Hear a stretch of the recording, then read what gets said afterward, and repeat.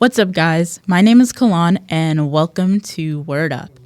Today's episode topic is based on the book The Spirit Bears Its Teeth by Andrew Joseph White, a transgender author who is my inspiration for everything that I write. And so I hope I do his stories justice with this episode. And please, if you are at all interested in this episode, please do not hesitate to check out his other incredible and heart-opening stories.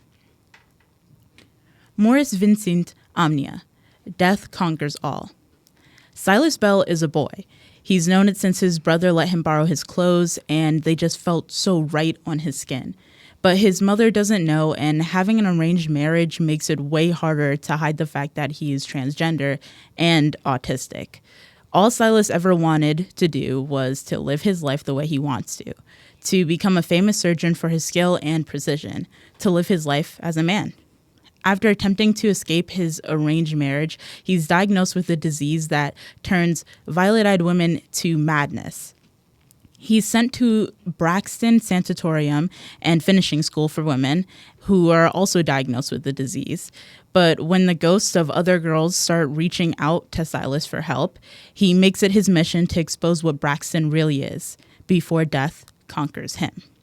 Today, in this episode, I will be talking to you about the erasure of transgender people in history and currently, and what we can do about it. Now, what is being transgender, or what is a transgender person? As some of us might know, sex and gender are two different things. Sex is the different biological and physiological characters of males and females, such as reproductive organs, chromosomes, and hormones. But gender means the male sex or the female sex, especially when considered with reference to social and cultural differences rather than biological ones, or one of a range of other identities that do not correspond to established ideas of male and female.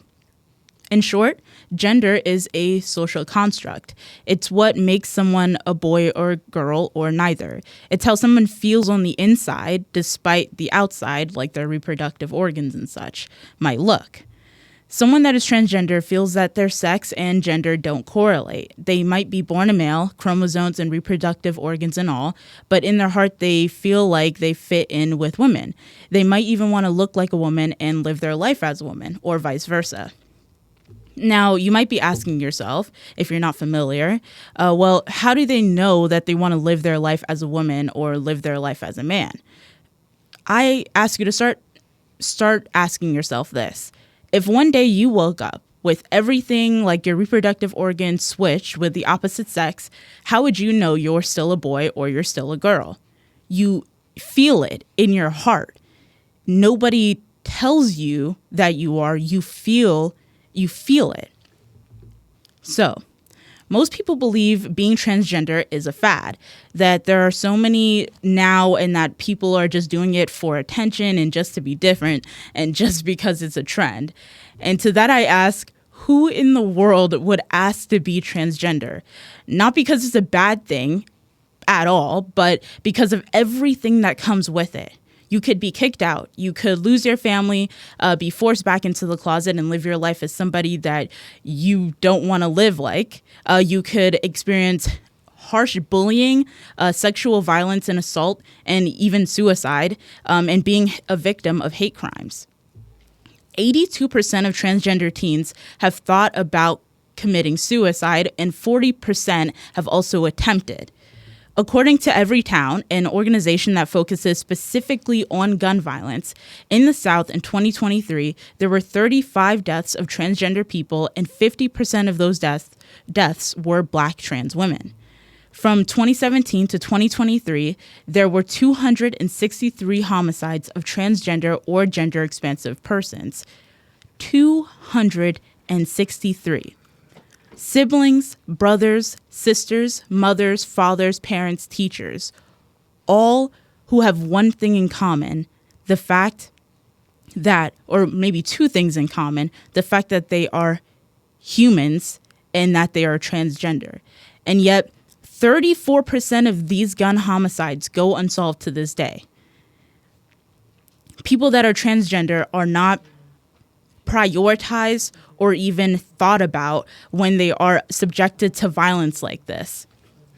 and they are often left out of statistics, and no one even bothers to remember them.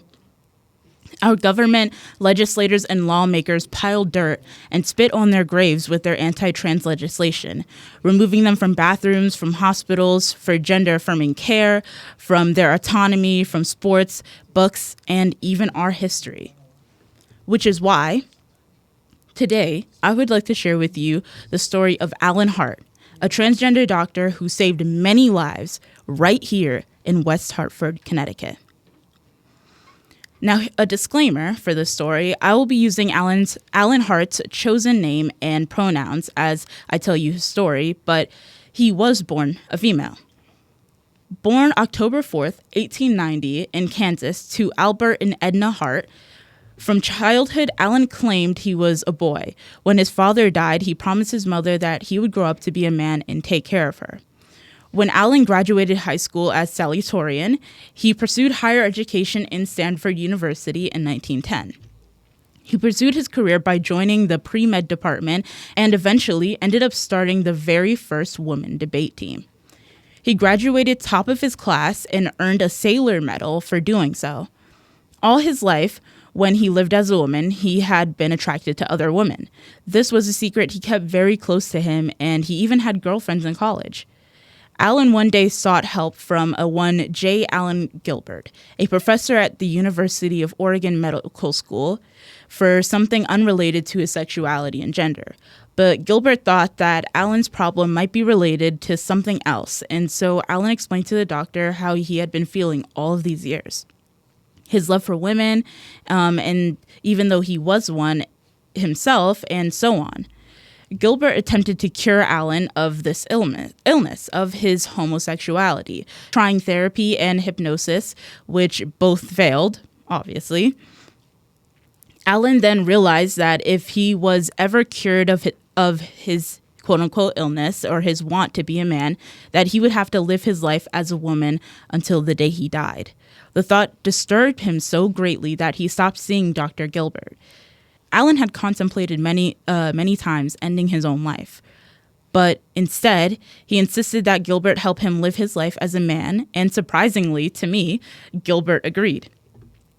In 1917, Alan had become an intern at San Francisco Hospital and assumed a relationship with a school teacher whose name was Inez Stark. Things were finally looking up for Alan Hart after transitioning.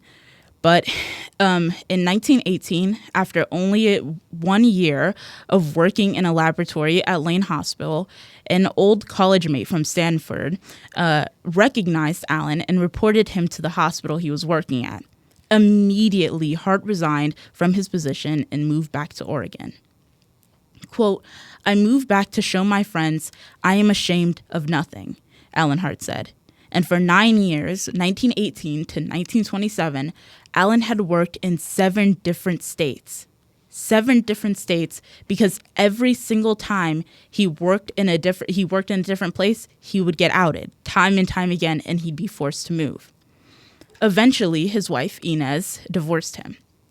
During this time, tuberculosis was a disease rampant across America, killing thousands. If you had the disease, you were usually coughing up blood, and then you were treated. But most people that had TB were asymptomatic, and so they were never treated. Alan Hart's work as a radiologist made it so that patients were screened with an X-ray for TB and that doctors could get ahead of the disease and separate them from others before they passed it on. This way, Alan Hart saved hundreds of lives. Eventually, towards the end of his life, Hart moved to Connecticut to continue his work with TB, where he found and married his second and last wife, Edna Ruddick, before dying of a heart disease at the very old age in 1962 at 71. Today, we still use Alan Hart's method of screening for TB to this day. Western culture has tried their best to erase transgender people from existence.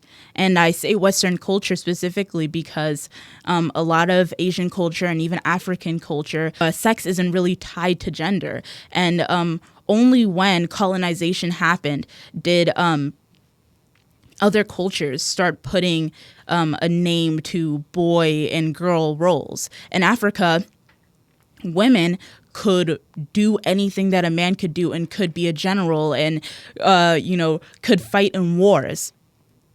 You didn't have to conform to being a man or a woman. You could stay right in the middle. And even in India, transgender people are actually revered.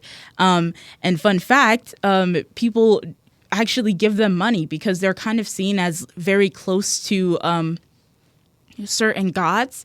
And so they are able to bless people.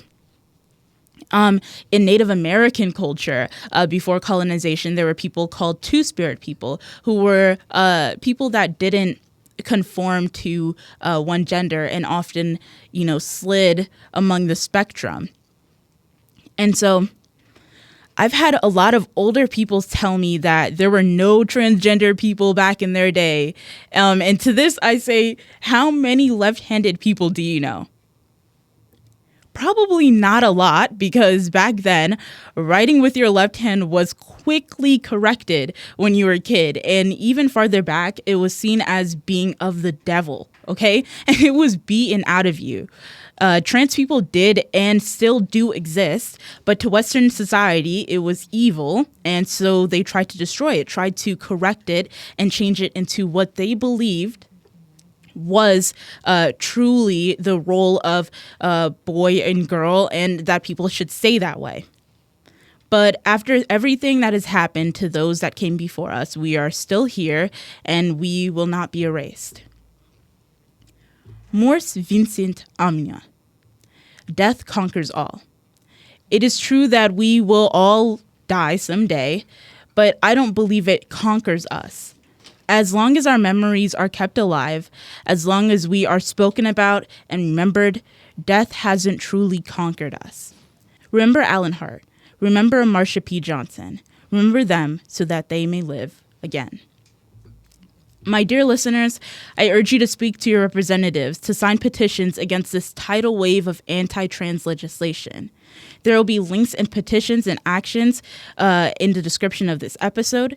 And I thank you for taking the time to listen to a subject so close to my heart. And I hope you will join me for the next episode of Word Up. Peace.